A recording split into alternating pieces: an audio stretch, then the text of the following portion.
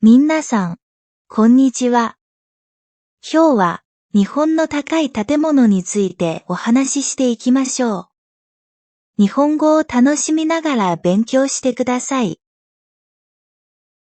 東京新宿の西口は、高いビルが集まっているエリアとして知られています。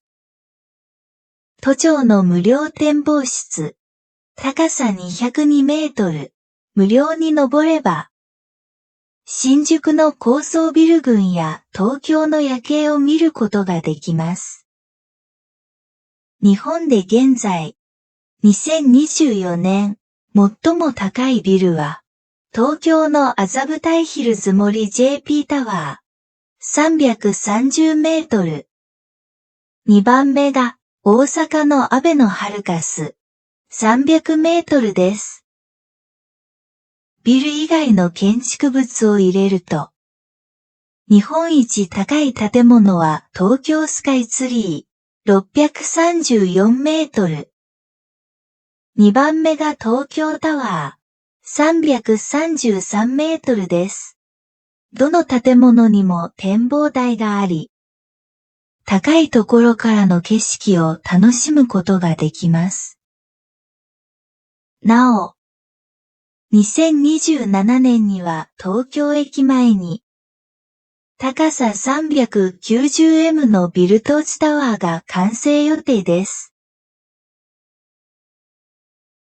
東京新宿の西口は高いビルが集まっているエリアとして知られています。都庁の無料展望室、高さ202メートル、無料に登れば、新宿の高層ビル群や東京の夜景を見ることができます。日本で現在、2024年、最も高いビルは、東京の麻布台ヒルズ森 JP タワー、330メートル。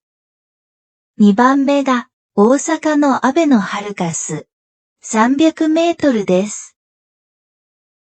ビル以外の建築物を入れると、日本一高い建物は東京スカイツリー、634メートル。2番目が東京タワー、333メートルです。どの建物にも展望台があり、高いところからの景色を楽しむことができます。なお、2027年には東京駅前に高さ 390M のビルトーチタワーが完成予定です。